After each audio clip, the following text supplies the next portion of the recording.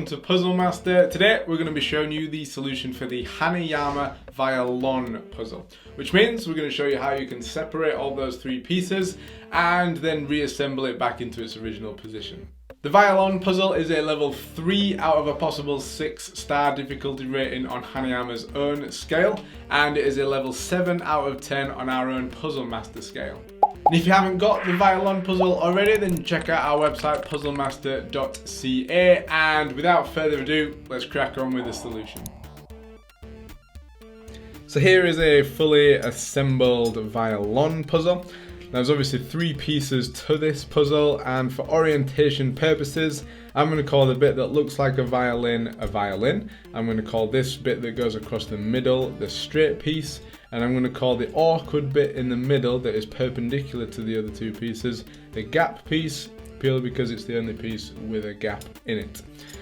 Now, what we need to do to separate these 3 pieces is we need to get this gap piece out over this ridge by first of all coming down and getting this side of the gap piece into this gap here by sort of reversing into there.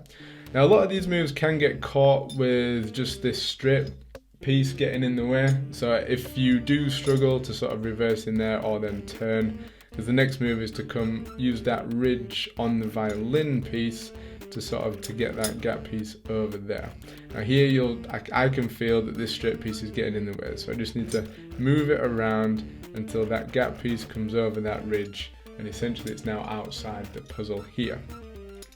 Next, what we need to do is bring that gap piece all the way around the edge of the violin until we can get that straight side of the gap piece into this ridge here now, or this gap. So again, straight piece is getting in the way, so we're just gonna move it out into this position so we can slide that straight piece up into this position here. Now we're going to turn the whole puzzle this way around so we get a sort of a bird's eye view of it. And again, this all can be quite awkward because all the pieces are quite free to move around.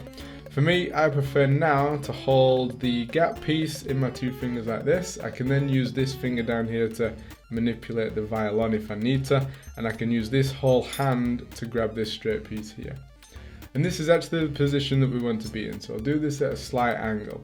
So we're going to lift the straight piece up into this position, and when you're in the perfect position, that gap piece can slide over the top and the straight piece can slide out from there. Now that's the only position that this piece separates from there. That's the only place where the gap is big enough to get out from underneath this gap piece here. And once we've done that, now all we need to do now with the gap piece is bring it all the way back around the violin and into or back over that ridge, and then we can separate those 2 pieces from there.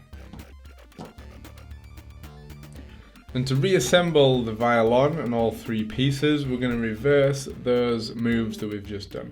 So we're going to take the violin piece, we're going to take the gap piece, we're going to put the gap piece through the middle of the violin.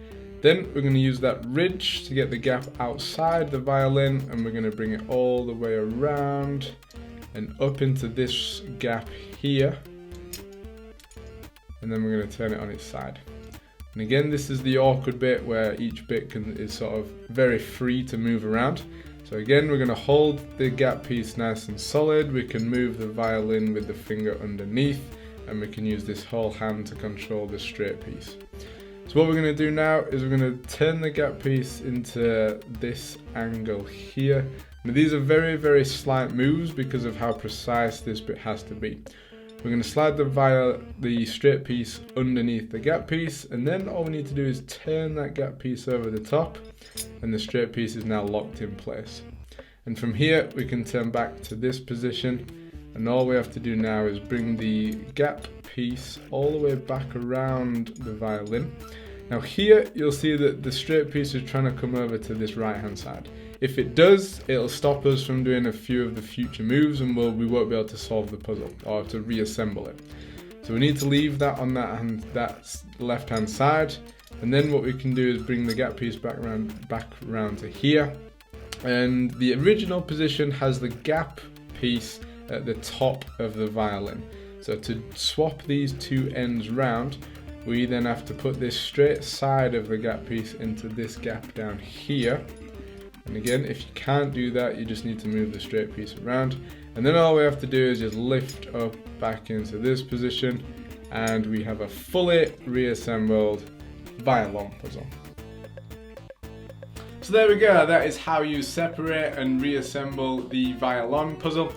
It's one of the prettiest Hanayama puzzles there is, in my opinion. Its finish is very, very slick. I like how that is the only position where that straight piece slides from underneath that gap piece. It's beautiful in every way. Now hopefully this has helped you solve the violin puzzle for yourself. If you want to pick up more puzzles like the violin, then check out our website puzzlemaster.ca, where we have the biggest variety of puzzles on the internet in the world. And until next time, I'll see you later.